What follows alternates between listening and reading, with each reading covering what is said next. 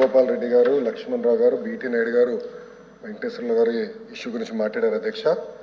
ప్రధానంగా ఎన్డీఏ ప్రభుత్వం అధికారంలోకి వచ్చే ముందల చాలా స్పష్టంగా ఎంతమంది బిడ్డలు ఉంటే అంతమంది బిడ్డలకి ఇస్తామని హామీ ఇస్తాం జరిగింది. ఆ హామీకి మేము కట్టుబడి ఉన్నాం. రెండో అంశం అధ్యక్ష, అందుకే గైడ్ లైన్స్ రూపొందించడానికి కొంచెం సమయం కావాలని అడిగాం. నేను కూడా ఇది కొంచెం సీరియస్గా తీసుకుంటున్నా. మంత్రులందరితో కూడా మేము చర్చిస్తున్నాం. గతంలో జరిగిన లోటుపాట్లు జరగకూడదనేది మా లక్ష్యం. మీరన్నట్టు గతంలో 15,000 రూపాయలని, తర్వాత అది కాస్త నెక్స్ట్ ఇయర్ 14,000కి అయింది, తర్వాత 13,000కి అయింది. 1,000 రూపాయలు టీఎంఎఫ్ అన్నారు, ఇంకో 1,000 రూపాయలు ఎస్ఎంఎఫ్ అని అది డబ్బులు తీసుకుంటాం జరిగింది. అంతేకాకుండా ఎలిజిబిలిటీ క్రైటీరియా కూడా మార్చడం జరిగింది అధ్యక్ష. గ్రామాలు వచ్చే గల 5,000 రూపాయలు నెలకు వస్తే ఆటోమేటిక్గా వాళ్ళు ఎలిజిబుల్ అనేది, 5,000 కన్నా తక్కువ వస్తే ఎలిజిబుల్ అన్నారు. అట్లా మళ్ళీ దాన్ని మార్చారు. భూమి కూడా అది కూడా మార్చారు. దాని తర్వాత ఎలక్ట్రిసిటీ కన్జంప్షన్ విషయంలో కూడా కొన్ని నుసుకలు జరిగినాయి. ఇంతేకాకుండా పాదయాత్రలో కూడా నేను అనేక మందిని కలిసినప్పుడు వాళ్ళు చాలా స్పష్టంగా, మేము ఇప్పుడు అప్పు చేసి ఒక 4 వీలర్ 4th హ్యాండ్ బండి కొన్నాం అంటే 30,000 రూపాయలు 40,000 రూపాయలు పెట్టి ఒక స్కార్పియో కొనుక్కున్నాం. ఇమీడియట్గా తీసుకున్న వెంటనే మా తెల్ల కార్డు పోయింది, దానివల్ల మాకు రావాల్సిన సంక్షేమ కార్యక్రమాలన్నీ పోయినాయని వాళ్ళు నాకు చెప్తాం కూడా జరిగింది. ఇది కూడా మేము డిస్కస్ చేస్తున్నాం. ఎందుకంటే గ్రామ సచివాలయం, వార్డు సచివాలయాలు స్వామి గారి కింద ఉంది, మళ్ళీ ఆర్టీజీ నా కింద ఉంది. మీ ఇద్దరం కూర్చుని డేటాని కూడా ప్యూరిఫై చేయాలి, పకడ్బందీగా ఇది అమలు చేయాలనేది లక్ష్యంతో మేము చేస్తున్నాం అధ్యక్ష. సో మీకు ఎలాంటి సందేహంలో అవసరం లేదు. అర్హులు ఎంతమంది ఉన్నా ఇవ్వాలనేదే ఎన్డీఏ ప్రభుత్వం లక్ష్యం. అది మేము సాధిస్తాం. రెండోది, ఇది బోర్డు ప్రభుత్వం ప్రైవేట్ పాఠశాలలకు వెళ్ళే విద్యార్థులకి వర్తిస్తుంది.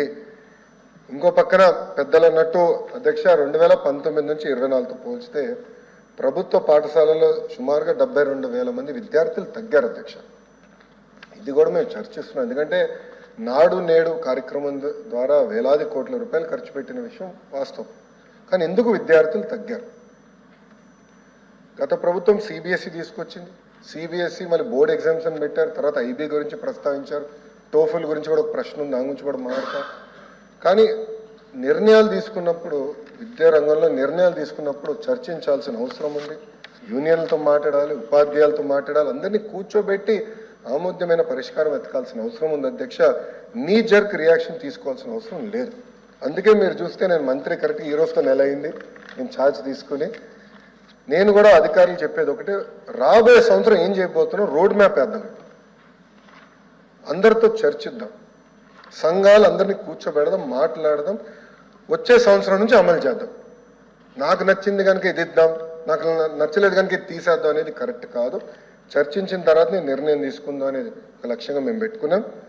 పెద్దలు వెంకటేశ్వర గారు అన్నట్టు వాస్తవం, ప్రభుత్వ పాఠశాలలో అడ్మిషన్స్ తగ్గుతున్నాయి అంటే ఎలాంటి సందేహం లేదు. ఒక పక్కన ఎన్డీఏ ప్రభుత్వం రిక్రూట్మెంట్ కూడా చేస్తుంది. మీరు చూసారు, దాదాపు 16,000 మంది ఉపాధ్యాయుల రిక్రూట్మెంట్కి మేము తొలి అడిగేసాం. అది మేము నెక్స్ట్ అకాడమిక్ ఇయర్కి మేము పూర్తి చేస్తాం.